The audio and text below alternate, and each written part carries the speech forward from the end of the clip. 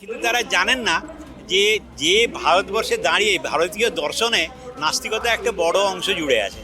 আমাদের প্রাচীন ভারতীয় দর্শনে যেমন ভাববাদী চিন্তাও আছে, তেমনি নাস্তিকতার চিন্তাও শক্তিশালী ছিল। সেটা মার্ক্সের চিন্তা এগুলো কত 150-200 বছরের, কিন্তু তার আগে কয়েক হাজার বছর ধরে তো ভারতবর্ষে নাস্তিকতার আন্দোলন, নাস্তিকতার চিন্তা ছিল।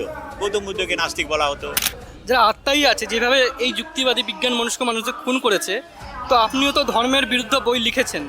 তারা যদি খেপে গিয়ে যদি আপনাকে খুন করে, এই বিষয়টাকে আপনি করবে, কিন্তু কিছু করার নেই। কারণ যেমন কে কখন কাকে করবে তো কিছু বলার নেই।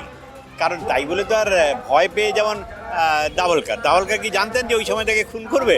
কিন্তু তিনি তো যাবার আর বলেছেন, তাকে ভয় দেখিয়ে যে গৌরঙ্গেশকেও সন্ত্রস্ত করেছে, কিন্তু থামেন। যারা বলার বলবে, খুন করলে করবে।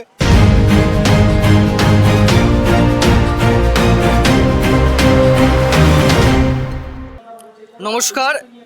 এই মুহূর্তে আমার সাথে আছেন ডক্টর ভবানীপ্রসাদ সাগু। আপনারা সবাই ছিলেন, উনি পশ্চিমবঙ্গের অন্যতম একজন যুক্তিবাদী লেখক। আপনি হয়তো ডক্টর আব্রাহাম কাপুরের যে বইটা আছে, তার যে অনুবাদ ভূত, ভগবান, শয়তান, তারপরে মৌলবাদের উৎস সন্ধানে, এরকম বহু বই হয়তো আপনারা জানেন। আজ জাতীয় বিজ্ঞান দিবস। উনি একজন কুসংস্কার বিরোধী ব্যক্তি এবং দীর্ঘদিন ধরে এই বিষয় নিয়ে লেখালেখি করছেন, কাজ করছেন। তার থেকে শুনে নেব আজকের এই দিন নিয়ে তার কি বক্তব্য। হ্যাঁ, মানে আজকে তো ডাক্তার নরেন দাভোলকার তার শহীদ দিবস বা তাকে হত্যা করা হয়েছিল এই দিনটাতে, 20শে আগস্ট। এবং তিনি কুসংস্কার বিরোধী আন্দোলনের একজন লড়াকু সৈনিক ছিলেন, এবং তাকে স্মরণ করে এবং এই বিজ্ঞান মনস্কতা দিবস পালন করা হয়। জাতীয় বিজ্ঞান মনস্কতা দিবস আমরা পালন করছি কিছু বিজ্ঞান সংগঠন।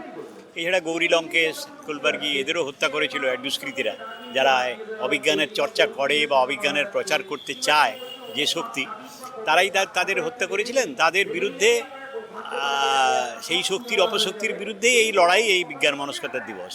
এই জন্যই একে কয়েকজন কিছু সংগঠন, যারা সমমনস্ক সংগঠন, একত্রিত হয়ে এই বিভিন্ন অনুষ্ঠান আলোচনা করা হচ্ছে। এবং গুরুত্বটা এইখানে যে বিজ্ঞানের বিরুদ্ধে যারা, সেই অবিজ্ঞান, ভাববাদী চিন্তা, কুসংস্কার, ধর্মান্ধতা, মৌলবাদী চিন্তা, এগুলোকে সামনে রেখে যারা মানুষকে বিভ্রান্ত করে এবং মানুষের উপর তাদের শাসন শোষণ কায়েম করার চেষ্টা করে, তাদের বিরুদ্ধে লড়াই এই বিজ্ঞান মনস্কতা দিবস। আপনি হয়তো জানেন যে কিছু মাস আগে, বেশি দিন নয়, আমাদের রাজ্যের নতুন মুখ্যমন্ত্রী বলেছিলেন পশ্চিমবঙ্গে নাস্তিকতা, সেকুলারিজম চলবে না। আর সপ্তাহখানিক আগেই রুদ্রনীল বাবু, হয়তো আপনি চেনেন, উনি বলেছিলেন যে দুর্গাপুজোর মণ্ডপের বাইরে লাল সেলু জড়িয়ে নাস্তিকতার বই বিক্রি হয়, তো এইসব চলবে না। তো আপনি তো এই নাস্তিকতার বই বিক্রি করেন, তো সেই বিষয়ে আপনি কি বলবেন? দেখুন, নাস্তিকতার বই ওইগুলো তো নয়, একটা দৃষ্টিভঙ্গি। এখন মুশকিল হচ্ছে যারা এগুলো বলছেন তারা তাদের দৃষ্টিভঙ্গি নিয়ে বলছেন, কিন্তু তারা জানেন না যে ভারতবর্ষে দাঁড়িয়ে ভারতীয় দর্শনে নাস্তিকতা একটা বড় অংশ জুড়ে আছে। আমাদের প্রাচীন ভারতীয় দর্শনে যেমন ভাববাদী চিন্তাও আছে, তেমনি নাস্তিকতার চিন্তাও শক্তিশালী ছিল। সেই নাস্তিকতার চিন্তাকে হতমান করা হয়েছে, এটা আলাদা ব্যাপার, কিন্তু সেটা একটা শক্তিশালী দিক। নাস্তিকতা আমাদের আকাশ থেকে পড়া কোনো চিন্তা নয়, বা অনেকে যে বলেন যে বিদেশি চিন্তা, সেটা তো নয়।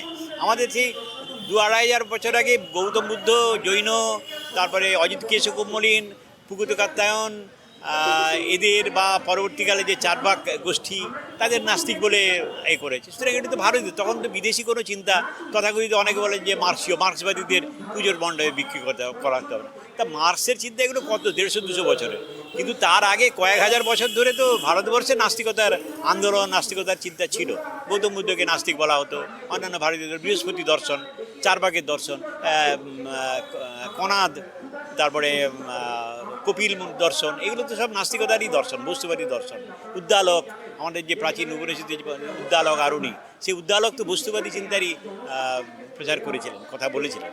সুতরাং এরা তো জানেন না আর কি। তারা ভাবছেন তাদের একটা এখনকার চিন্তা ভাবনা অনুযায়ী একটা সংকীর্ণ দৃষ্টিভঙ্গি থেকে বলছেন যে নাস্তিকতার করবেন না, নাস্তিকতার কথা বললেই বুঝি তাদের গদি টালমাটাল হয়ে যাবে, এরকম একটা হয়তো ভাবছেন। এইভাবে একটা থেকে হয়তো ভেবেছেন ওরা, কিন্তু আসলে ব্যাপারটা তো আমাদের ভারতীয় ঐতিহ্যকে অপমান করা। শুধুমাত্র এই কয়েকজন মার্ক্সীয় বই, মার্ক্স নাস্তিকতার বা বিজ্ঞান মনস্কতার কথা মার্ক্সীয় দর্শনের একটা অংশ ঠিকই, কিন্তু সেটা তো প্রধান নয়।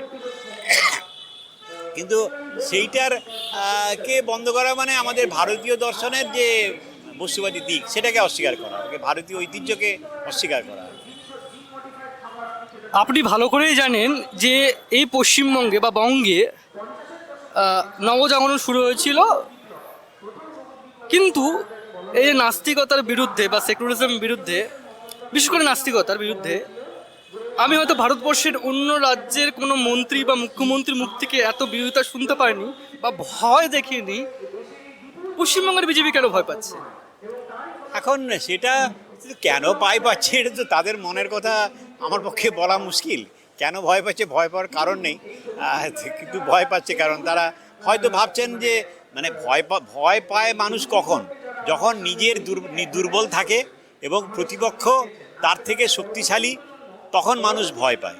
আমি যদি বলি আমি একজন বিশাল শক্তিশালী মানুষ, সে ওই একটা রোগা পটকা মানুষকে ভয় পাবে না, কিন্তু একজন রোগা পটকা মানুষ সে একজন বিশাল শক্তিবানী মানুষকে ভয় পাবে। সুতরাং এরা যদি ভয় পাচ্ছেন মনে হচ্ছে এরা হয়তো মনে করছেন যে ওদের যে দৃষ্টিভঙ্গি বা যে রাজনৈতিক কর্ম সেটা যথেষ্ট দুর্বল এই যুক্তিবাদী বা বিজ্ঞান মনস্ক চিন্তাভাবনার চেয়ে, সেই জন্য হয়তো ভয় পাচ্ছেন। কিন্তু সেই ভয় পাওয়ার কোনো কারণ নেই। তারা কী করবেন, মানুষ সবসময় বিজ্ঞান মনস্কতার কথা বলে, তারাও নিজেরাও বলেন, কারণ তারা যতই নাস্তিকতার কথা বলুন না কেন তিনি ঈশ্বর বিশ্বাস নিয়ে বসে থাকেন না। তাকে সেই খাওয়া দাওয়া দুহাত তুলে ভাত খেতেই হয়, রান্না করাতে হয়, কিছু টাকা দিতে হয়, যে রান্না করে তাকে টাকাও দিতে হয়, বা নিজের হাতে ভাত খেতে হয়, পায়খানা প্রস্রাব শারীরিক ক্রিয়া সবই করতে হয়, সেটা ঈশ্বরের উপর ছেড়ে দিয়ে উনি বসে থাকেন না। সুতরাং এই তাকেও সেই বস্তুবাদী কাজই করতে হয়, বাস্তব ক্রিয়াই করতে হয় সব মানুষকে। তো এই যে আজকে জাতীয় বিজ্ঞান দিবসে গৌরী লঙ্কেশ, দাভোলকর, পানসারে যারা আছেন, তো আপনার ভয় হয় না? আত্মাই আছে যেভাবে এই যুক্তিবাদী বিজ্ঞান মনস্ক মানুষদের খুন করেছে, তো আপনিও তো ধর্মের বিরুদ্ধে বই লিখেছেন, তারা যদি খেপে গিয়ে যদি আপনাকে খুন করে, এই বিষয়টাকে আপনি করবে সেটা কিছু করার নেই, কারণ যেমন কে কখন কাকে করবে তো কিছু বলার নেই। কারণ তাই বলে তো আর ভয় পেয়ে, যেমন দাভোলকর কি জানতেন যে ওই সময় তাকে খুন করবে? কিন্তু তিনি তো যাবার আর বলেছেন, তাকে ভয় দেখিয়ে যে গৌরী লঙ্কেশকেও সন্ত্রস্ত করেছে, কিন্তু থামেননি। যারা বলার বলবে, খুন করলে করবে। এটাতে হলে ওদেরই দুর্বলতা। যখন মানুষ একজনকে খুন করে তখন তার দুর্বলতা, যদিও তখন যাকে খুন করা হচ্ছে তার উপর আঘাতটা আসে, কিন্তু যে খুন করছে দুর্বলতাটা তারই আর কি। সে নিজেকে মানে হঠাৎ আমি একজনের উপর চড় মারলাম, করলাম, সেটা কিন্তু সে নিজেই এক্সপোজড হলো যে হ্যাঁ আমি এরকমই খারাপ, যে এরকম একজন মানুষ যে মানুষের কথা বলছে, বিজ্ঞানের কথা বলছে, আমি বলে নয়, মানুষের কথা বলছে, বিজ্ঞানের কথা বলছে, মানুষের ভালোর জন্য কথা বলছে, তাকে খুন করলাম। এটা নিজেই এক্সপোজড হবে আর কি, যে সে যে কত নিকৃষ্ট চরিত্র সেটা মানুষ জানবে। কিন্তু যে খুন হয়েছে সেটা তো একটা দুঃখজনক ঘটনা ঘটবে। ধন্যবাদ। আমাদের সাথে ছিলেন ডক্টর ভবানী প্রসাদ সাগু। উনি দীর্ঘদিন ধরে বই লিখছেন, যুক্তিবাদী আন্দোলনের সাথে আছেন। তো আজ উনি কলকাতার কলেজ স্ট্রিটে জাতীয় বিজ্ঞান দিবসে এসেছেন এবং তিনি তার মত তুলে ধরলেন আমাদের সামনে।